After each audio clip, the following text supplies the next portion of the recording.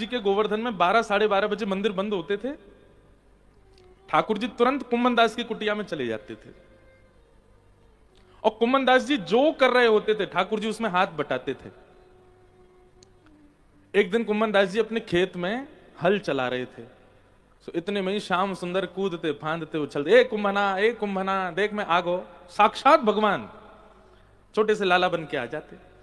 कुम्मन दास जी जैसे एक माँ, आजकल देखते हैं ना फोटोज कभी वायरल हो जाते हैं, एक अभी पुलिस महिला का हो रहा था, कभी किसी वर्किंग वुमेन का हो जाता है कि वो अपने बालक को भी गोद में रखती है, अपना काम भी कर रही होती है। ऐसे ही कुम्मन दास जी यहाँ तो धर लिए ठाकुर जी, और ठाकुर जी को गोद में लेकर के और हल चला रहे हैं, फिर वहां बीज बो रहे हैं, फिर नेक पानी डाल रहे हैं, फिर नेक हल चला रहे हैं, फिर बीज बो रहे हैं, फिर ठाकुर जी को ऐसे गोद में लेकर के। इतने में ठाकुर जी मचल गए, ना मैं मोह दो बीज मैं बोऊंगा। तो कुम्मन दास जी हल चला रहे हैं और ठाकुर जी ऐसे अपनी पीतांबरी में बीज भर के बीज उछालते हुए चल रहे हैं कुम्मन दास जी के साथ।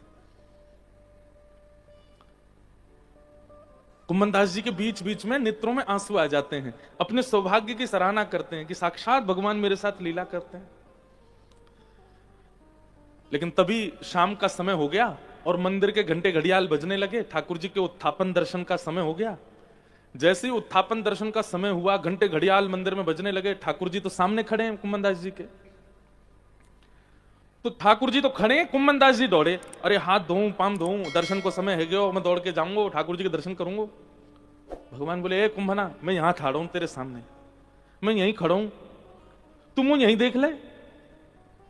तू हल छोड़ के भाग रहा है, अपने कामन्य छोड़ के भाग रहा है, हाथ पामन्य धोए रहा है, कायकू मैं तो तेरे सामने खड़ा हूं।